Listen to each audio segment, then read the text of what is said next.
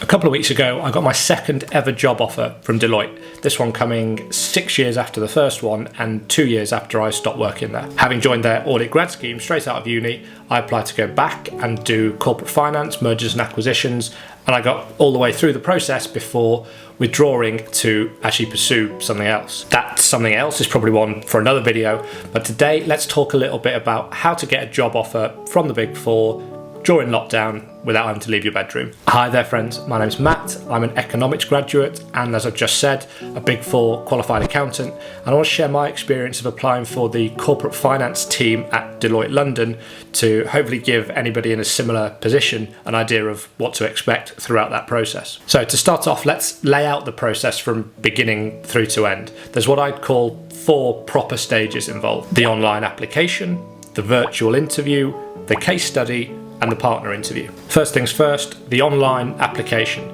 This is something that the Deloitte's online careers portal makes really easy, to be fair. The first thing you've got to do is pick between what they call early careers, things like graduate schemes or similar programs, or professionals, which is anyone with previous work experience, and this is the bucket that I fell into given my current situation. The search opportunities bit is then pretty straightforward. I whacked on a few filters around location and department, picked the suitable vacancy that I wanted to go for, answered a few standard sort of background questions around my degree or previous exam results. And at this stage, the only real hurdle to overcome, the only thing that can trip you up, is the upload of your CV. I think the screening at this stage is really objective. So if your CV is able to demonstrate that you tick off all the criteria referenced on the job description, then there's not really loads to worry about. The issue you're going to have is if you've only got 18 months of relevant work experience and it says there in black and white on the JD that you need 3 years. I'd suggest that the nuances of what this relevant experience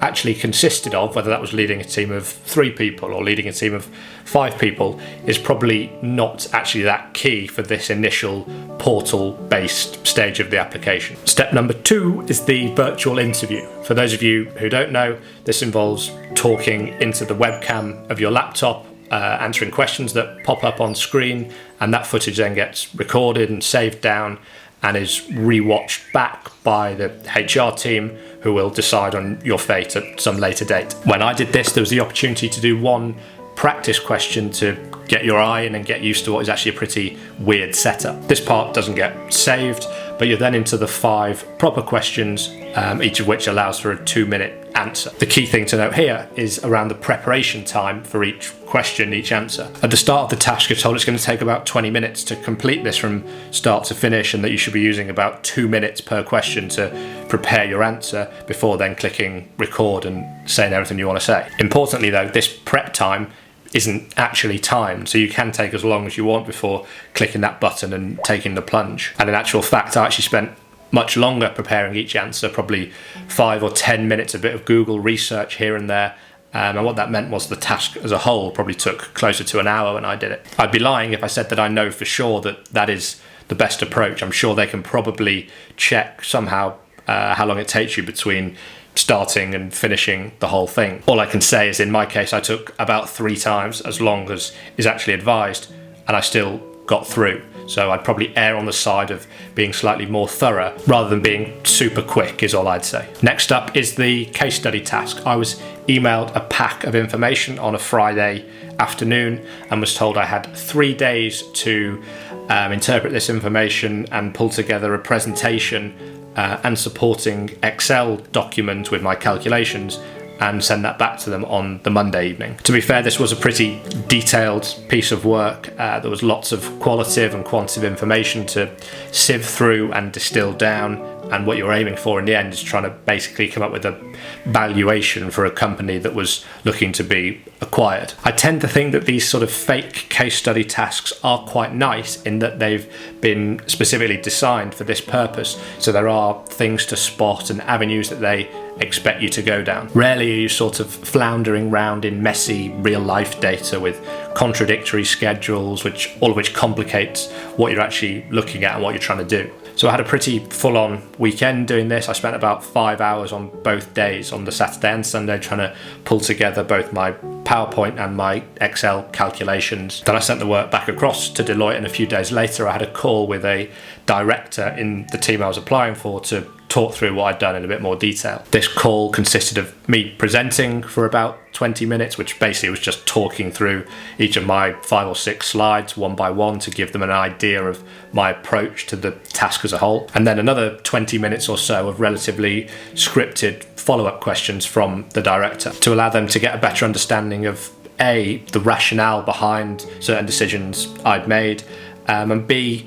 how I as a candidate actually coped with pressure or challenge on some of these decisions and what I was like performing under that pressure.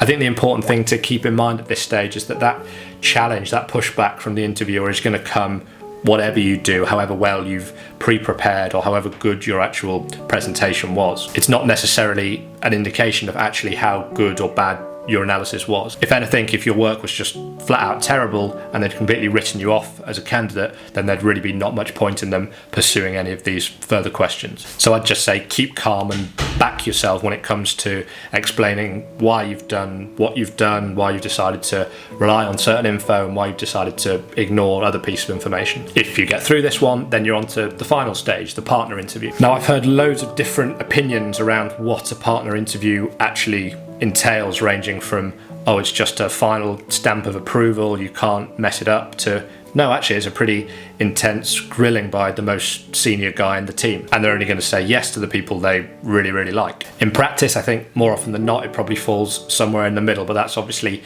heavily dependent on each particular partner, and importantly how the sort of wider process has been managed to that stage. If you're one of 10 candidates all going for one role that have been put in front of the partner, it's probably going to have a different feel to it than if there's 3 candidates put forward for 3 roles. That side of things obviously makes a huge difference. In my experience, this time it was a pretty relaxed, chatty type vibe. There were no technical type questions aimed at assessing my professional ability to do the job. There was no reference to the case study I'd done in the previous stage either. Instead, the focus was much more on me as a person, motivations, life plans, hobbies, all that side of things, really, just to give the partner asking the questions a feel for what it might be like to have someone like me working in his team each and every day. I tend to quite like this sort of line of questioning because I think there's really not that much can go wrong. I'm unlikely to not know the answer to one of these questions. I'm unlikely to just get something flat out wrong and look silly. The most important thing at this stage is really to show a really personable side. Obviously you want to do this throughout the process as a whole, but at this stage I think from the partner's perspective they're really worrying about how well you're going to represent them, how are you going to represent Deloitte when dealing face to face with clients. So just dial up the chattiness loads, especially at this stage, is what I'd say. And then I think that takes us to the end. A few days after that chat with the partner, the HR team got back in touch with me and said they'd like to offer me the role. As I mentioned at the start, I actually wasn't in a position to be able to accept because of something else that I've decided to pursue that I'll let you guys know about in the not too distant future. But the experience from start to finish was a really good one, and one that I actually learned a lot from as well. Hopefully I've gone about explaining it in a way that's been relatively helpful for you. If you've got any further questions, please let me know down in the comments. If I've missed anything, more than happy to have a chat further about it all. If you've enjoyed this video, you might like to check out the one linked up here where I talk through how exciting and lively, or otherwise, life at the Big Four actually is, based on my experience first time round. I'll hopefully see you in that one, but if not, have a great day, stay safe, and bye bye.